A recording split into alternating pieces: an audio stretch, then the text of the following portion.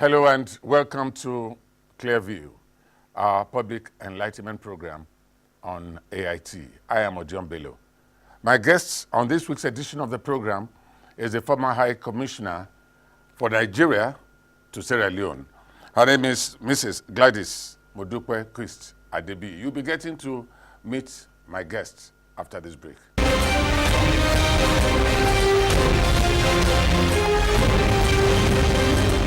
Let's meet our guest, Mrs. Gladys Quist-Adebiyi from Lagos State.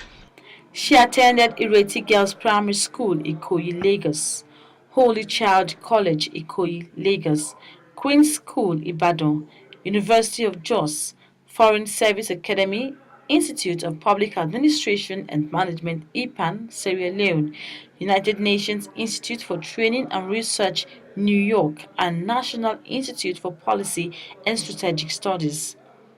Mrs. Quist-Adebiyi worked in the Ministry of Foreign Affairs before becoming Nigeria's High Commissioner to Sierra Leone. Her postings include Third Secretary, American and Caribbean Affairs Department, Ministry of External Affairs, Lagos. Second Secretary, Protocol Department, Ministry of External Affairs, Lagos. First Secretary, Political Affairs, 1990 to 1992, Nigeria High Commission, London. Director of Protocol Office of the Wife of the Vice President, 1993, Mrs. Rebecca Aikomu. Chancellor, Trade and Investment Department, 1994 to 1998, Ministry of Foreign Affairs, Lagos. Senior Chancellor, Posting Section, Administration Department, 1998 to 2000, Ministry of Foreign Affairs, Abuja. Minister Chancellor, Advisor to the Nigerian Delegation at the 3rd, 2000 to 2002, Committee 54th, 55th, and 56th Session of the United Nations General Assembly, New York. Minister Chancellor, Advisor to the Nigerian Delegation of the First Committee, 57th Session of the United Nations General Assembly, New York. Minister Chancellor and Assistant Director, Advisor to the Nigerian Delegation at the Second Committee, 58th Session of the United Nations General Assembly, New York. Assistant Director, Bilateral Economic Cooperation Division. Director of Protocol, State House Protocol. High Commissioner to the Republic of Sierra Leone, January 2014 to May 2017. Let's share part of her working experience. Member of the organizing committee for the first International Women's Day celebration in Nigeria. Lady-in-waiting to His Royal Highness Princess Diana during the visit of Prince Charles and Princess Diana to Nigeria in 1990. Resource person to several protocol lectures, workshops at state level. Welfare officer for Nigerian pilgrims to Jerusalem 1994 to 1996. Protocol officer during the visit of President Clinton of the United States to Nigeria 2000. Resource person to the World Family Congress 1 and 3 in Utah, United States of America 2001 and Mexico 2004. She also attended several courses on information technology, working of the World Trade Organization, the structures, drafting and negotiations of United Nations resolutions at the United Nations Training Center.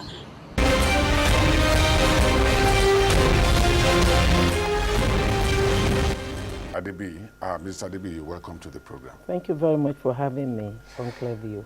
Now, first of all, let's get the difference between an ambassador and a high commissioner. Thank you very much. The difference is very simple. For heads of mission who are accredited to a country, posted to Commonwealth countries, we call them high commissioners. And for those going to non-Commonwealth countries are called ambassadors. That's the same thing. It just depends on the country the country they are accredited to. Okay. Yes. Okay, but generally it's like people like to say everybody is ambassador. I'm an ambassador. Yes, an ambassador. Yes, but when you are in the country, it's just high commissioner. It's just something among the Commonwealth countries. That's all. Okay. Yes. When you resumed in Sierra Leone some years back, you did mention the fact that you have come to improve ties between Nigeria and Sierra Leone. Were you able to achieve this? Oh, definitely I was. I've left the Nigerian-Sierra Leone relations intact, and I'm quite happy about that. I feel fulfilled. But I'll tell you what I did. Before going on the assignment, I noticed that for most countries, and you bear we all living witness to all of that, that between government to government, we really don't have much problem or misunderstanding. It's the average man on the street that does not key into the policies of government. Okay. And that is where you have problems between people who are not non-citizens living in the country and the citizens in the country.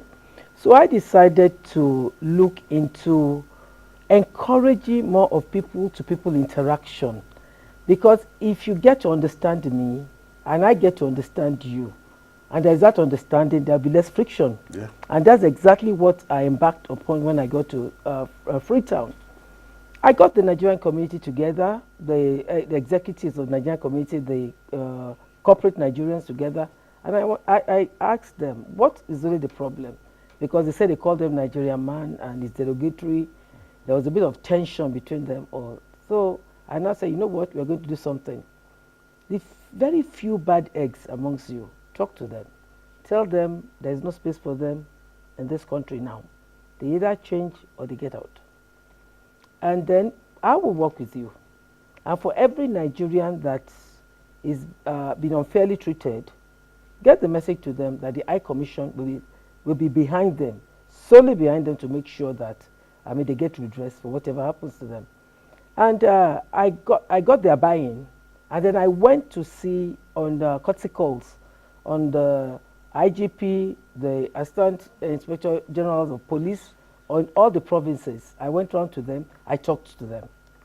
So at the end of the day, we have a very good, they started understanding themselves, and I threw myself into the community. I was involved in the women's group, the First Ladies Girls Camp. I was everywhere. So I gave a face to Nigeria, a face of dignity, a face of hardworking people who are here to partner with Sierra Leone in development. And that's at the end of my tour now, I achieved that, because there's less tension. Nigerians are happy in the country now. Nobody calls them, and there's no derogatory word as Nigerian man anymore, because I went on air and I addressed it. And there are some of them that felt like the Nigerian banks came into the country to exploit them. So I had to make them understand that because Nigerian banks dominate the banking sector in Sierra Leone, I had to make them understand that when Nigerian banks came in, nobody had confidence in the economy of Sierra Leone. And they came in as brothers to support the economy. And they are working, and Nigeria is 180 million people. Any Sierra Leone bank that is ready to come and do business in Nigeria is welcomed. We are open and we allow people in. So that was a lot of tension there. And of course, we have the entertainment industry, all the movie, Nollywood and everything. That greatly helped to bridge that. So at the end of the day, everybody is fairly happy. Great. Now, in his farewell speech when you were leaving Sierra Leone, President Bakuroma really praised your efforts on war, on the much dreaded Ebola. What were your activities in fighting Ebola that made the president to really praise your efforts? Thank you very much for that question. Actually, I had I would say singular, maybe whatever, of coming in. I came in January, and Ebola started end of March, April. So I was fairly new in the country. But just like what Nigeria does, we are always there to support our brothers. So I went in to the nooks and crannies of the country to sensitize the people. We gave food to those in the quarantine homes. I was able to go around the nooks and crannies. And of course, I ran some radio jingles on Yoruba, Hausa, Igbo, and the pidgin English for the Nigerians who are in the provinces to understand what they can do to avoid, the Ebola, they be infected with the Ebola, with Ebola. So we did all of that. I make sure that the Hausa Mosque in Freetown, we were supplying the destitute Nigerians and Sierra Leoneans to food. There was a Nigerian cooking for them round the clock so that they don't go into the society and contract Ebola. And luckily for me, most Nigerians, no Nigerian died of Ebola under my watch. And I will tell you that is giving me a lot of satisfaction too. And of course, I came in at the time when people in Sierra Leone felt like Ebola was a political thing, and it was, some people said it was witchcraft. So I had to come in, you know, as Nigerian, share our experiences with them, and tell them we share similar culture, but they had to put their culture away and fight Ebola so that Ebola does not kill them and their culture. And I think the message went down, and it was part of what happened. And of course, for the medical team, Nigeria sent under the the AU program to combat the Ebola menace. I was there in the forefront with them. They went to the provinces, and they went straight to the treatment centers. They did not stay around. They went in straight, and they were working side by side with their Sierra Leonean counterparts, and they did a hell of a great job there. But the mission was there, supporting them. I was there with them. So I think the president appreciated all of that we did. And I was not out of the country. I was there from beginning to the end of Ebola. So all through your mobilization activities, wasn't there a time that you felt you were endangering your life? Well, I will tell you a very interesting story.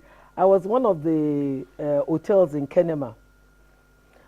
I don't know what happened. Maybe I had food poison. I was vomiting and going to toilet all through the night. And here I was going on my mobilization tour of the place. So I couldn't come out to tell anybody. But fortunately, I had my PA. So I had to change the water I was drinking and stop myself with a lot of bread. And of course, I took flagyl before I could come out. And nobody knew that I had that near threatening experience. If not, they might run away from you. They are, of course, everybody to make headline, and I am supposed to be the crusader telling people that Ebola doesn't need to kill if you avoid it, then, you know. But thank God it was just, I was just reacting to the water or something in the hotel. Okay. So everybody has that fear really at the back, but you've got to do what you've got to do. I'm the ambassador. I cannot leave the country. Yeah, I'm representing my government. I'm the face of the president. Yeah. Why should I leave when when Nigerians are there? So I had to be in the forefront to give them confidence to stay in and to just keep by the rules. Good. And thank God we did that. And the two Nigerians that were infected went out of their way to help bury a Sierra Leonean woman that was infected with Ebola. But immediately they listened to Ajigul and everything, ran to the hospital, and they did not die. We brought them back to the Lagos and then over to the CDC in Lagos as the protocol demanded. And it's okay, yes. Good. In your farewell speech, you pleaded with President Barack to release 2 prisoners. Why and how far? Yes, that was when I assumed duty there. I went straight to the prisons. I wanted to know what happened to them, why were they all there. So I found there were 2 Nigerians in the prison that needed a political solution to their problems. Because if there was no political solution to their problems, they will forever be in the prison and they will go in jail forever. So that was what I brought to the attention of the authorities. And they saw point with me, and thankfully before I left, they released one to me, I brought back, and the other one is being released on Wednesday. So great. I'm grateful for that. That's good and to I know. thank the president of Sierra Leone for effecting that for me. Before you left the shores of Nigeria, you were director of protocol at the Aso Villa. Now, how do you compare that your work as director of protocol and High Commissioner in Sierra Leone? Thank you very much. It's a question most people keep asking, but people don't understand that the Ministry of Foreign Affairs has the special duty to take care of President's protocol. Okay. So it's just an extension of the protocol of foreign affairs. Right. So I was deployed there, and I have been in protocol for a long time. I was there with Mrs. Vangida. Then I worked briefly in the first Obasanjo's regime, coming in, and then first time. Second time I was there fully, and of course Yar'Adua and President Jonathan before I was assigned to Sierra Leone. So it's all the same protocol. So there's no difference. All right, okay. It's not as if you were a staff of the presidency. No, okay. I was on secondment. All right. Most state chief of protocols are actually from foreign affairs. Okay. Yes. Now, are you sure you've been able to evidently reposition and elevate Nigeria's image in Sierra Leone?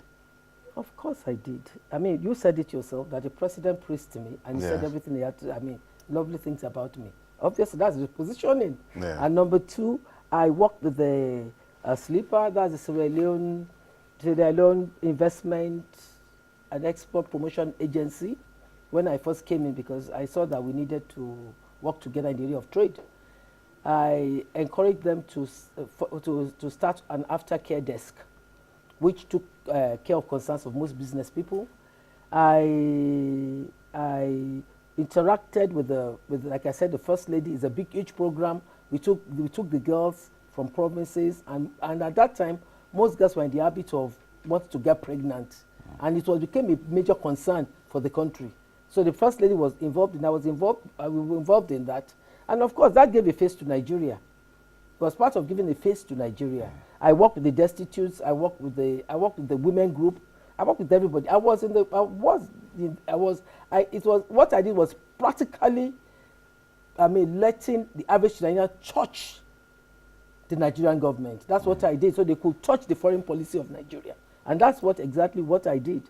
And by the time I went, everybody, the stereotype, they had about what Nigerian was changed. And everybody now saw, the type of Nigeria that should be, that the real Nigeria that should be, the warm, generous, very supportive country that we are. And that has greatly helped. That has greatly helped. I hope I answered your question. Yes, very well, very well. The program is ClearView, our public enlightenment program, and I have as my guest on this week's edition of the program the former High Commissioner to Sierra Leone, Mrs. Gladys Quist-Adebiyi. Now, let's go on this way. Each time I hear about you, see you, you are one of the few ladies are few in the employ of Nigerian government who are ambassadors or high commissioners, and you happen to be one of the few ladies. And I begin to wonder, how is the family like? Your spiritual development, relations, hobbies? How do you cope? Because I believe that you've been a very busy woman. Yeah, I think the first thing first is we cannot do all this without having a spiritual side of you. And I rely a lot on the Holy Spirit to help me. I pray a lot for direction, for wisdom, and I thank God for that. And apart from that, I must say, for you as a woman to be able to succeed in this career, you must have a very supportive husband. Like you said, I was in State House protocol. I worked around the clock. But then, thank God for me, I have a good husband, a very supportive husband who supported my dreams. And of course, the children were there to support me. So without the support of your family, really, it's going to be very difficult for you to achieve all I've been able to achieve. So I give thanks to God and to all my family, especially my husband, Gladys Quist-Adebiyi. He's been fantastic. Okay, if Leke is watching now, I know he would have been feeling 10 meters taller for the praises. Now, what is Sierra Leone offering Nigeria? Yes, Sierra Leone. You know, the thing we Nigerians forget is that the first set of technocrats in this country were trained by Sierra Leone for Arabic College. We seem to forget that.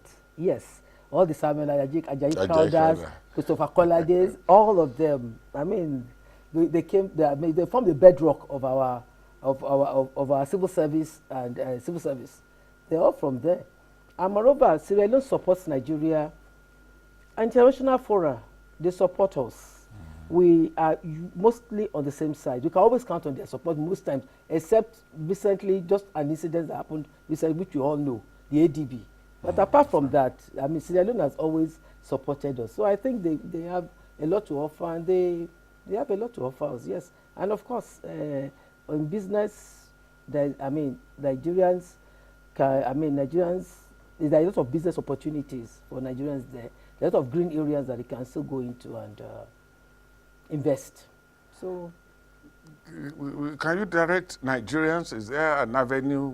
Is there a place Nigerians can easily go to and say, okay, this is my interest. Can I get this done in Sierra Leone? Thank you for answering the question. I think the first place you go to is your mission. Okay. Anybody that goes into a country that wants to invest, it's like everybody that comes out from other countries to invest in Nigeria. We first of all find out from Nigerian mission, the trade desk, if it's safe, if it's real, if there are opportunities. So that's the same thing. And you can go to their High Commission here too. They have an ambassador here and the commissioner, a sister that is here. They can always go there to find out what you can do, and they'll take you and they will lead you through the process. Good. of investing. Now, terrorism. And I must say something about investment and trade. Yeah. We still have an outstanding, the Joint Commission is outstanding, and that's supposed to help the businesses between our two countries. We were supposed to have the third Joint Commission session in 2014. Of course, we all knew that Ebola was raging then, so we couldn't. So the Ministry of Foreign Affairs is working assiduously to try to get us to revamp the Maribond Joint Commission session, which is another avenue for Nigerian businesses and all to sit down and work out the way they want to operate in the country. Yes, good news from you about business. But you'll agree with me that terrorism is a global phenomenon, threatening security, threatening business, threatening everything. Yes. We have Boko Haram to grapple with in Nigeria. What's the situation in Sierra Leone? Well, thankfully for Sierra Leone, there is really nothing like that in Sierra Leone. It's a fairly stable country. And you can understand after their civil war, the prolonged civil war, they just came out of, and everybody's trying, they are now on the path of development. So I don't think anybody has appetite for that. And there's armed forces were trained by Nigeria and of course some of the international partners. So they're very effective. They know there's that possibility of threats. And I tell you, they are really alive to their responsibilities, trying to make sure that the place is secured, and whenever there's information, they get them out of the way. They deport a lot of them out of the country from all over the place, yes. And especially when they went into this peacekeeping mission in Somalia, they were threatened by Al-Shabaab that they were going to attack them. But they put things in place, and none of this the threats came true. So I must say it's a fairly safe country. Well, immediately you agreed to be our guest on ClearView. ClearView actually went all out to conduct a research on your person and your activities. And part of what we got was that you've always been in love with the reintroduction of civic education in schools. Why? Thank you very much, Mr. Odion Bello. I mean, we all grew up in this country, going to school in this country, and we know the impact civil education did to us. Because the fact is, civic education tells you what your responsibility is to your government and what your government's responsibility is to you. And a lot of us don't know what it is these days. And when you ask civic education, it leads to patriotism. And you are able to disseminate government policies to children, right from when they're in primary school, to understand government policies. So there's a buy-in. There's a buy-in. And so you don't need to go through a lot of things to get them to understand. And children understand they believe their teachers more than even parents. So I believe that civil education is a way that we can get, all this cultism and the rest of it, if we start from primary school, even nursery school. Because I remember during the September 11, I was in America. My children were in primary school. They were telling them about the ills, the evil they have come to do to their country. So I don't see any reason why we cannot break it down to that level and let our children go. And then you arouse this sense of patriotism in them right from primary school. Up to by the time they get to secondary school, they've already imbibed that culture. And then it's difficult for anybody to derail them. So I will plead with government that we need civic education. And again, it helps them understand what governance is all about and what their responsibility to government is about. And another thing I want to say, as following up to that, is even in our missions, most Nigerians don't know that they have a right to go to their missions when they are in distress, or when they come in and they need any information. They can go. They say, "Oh, they won't do anything," but they don't try it. So I want to ask Nigerians to please use all the avenues government has put in place to make your life easy. And if it doesn't work, there are ways for you to complain. Thank you. All right. Since time is no longer our friends, we still just need to squeeze in 2 or 3 more questions. Sierra Leone is going to the polls in 2018. Yes. What type of commitment do you expect Nigeria to offer? Well, I would say that Nigeria in the past, in 2007, we did a lot. We were able to give all the political parties level playing field by the government giving them, donating $1 million, and that translated to $100,000 for each political parties. And it did a lot to create a level playing field and to douse tension among the political parties. We gave them e-locked cars for them. We gave computers. We gave them we got them capacity building for their electoral commission. So and they are going to another pool, and I will expect Nigeria to try to help in the support them in carrying out a peaceful and fair election. Yes. Yeah, I want to believe that you don't mind more participation of women in governance. If you agree with me, what is the starting point? Thank you very much. Yes, a country cannot afford to leave behind half of its population. Then that country is not going to, development will not be as fast as it should be. So that is why I will support women in governance or in politics. The first way to do it is for women to get their acts together, and I see some of them are doing it already. Let us rally around some particular women that we know are credible, with integrity, women that will deliver. They will deliver, and they will make us proud. I think the first thing for women organizations to come together and identify such women and let women support them. That is the first way to go. Good. If you say so, are you interested in politics? I've been a civil servant all my life. I'm sorry, I don't think I'm interested. You don't want to go into it? Not about anything that aids development of my country, I would take part in. But I'm not interested in politics as it is, but I'll contribute my own quota. You'll be listening to former High Commissioner to Sierra Leone, Mrs. Gladys Quist-Adebiyi. She has spoken extensively on bilateral ties between Sierra Leone and Nigeria, of course security, and of course the war on Ebola when she was there. And she has told us that she wants to give every needed encouragement to women. But as for her, she does not want to go into active politics. Mrs. Adebiyi, we really thank you for coming on to the program. Thank you very much for having me. Thank you so much. Thank you so much. Well, next week we'll bring you yet another topic, another guest on ClearView, our public enlightenment program. Until then, I am Odion Bello. I say bye for now, and thanks for being there.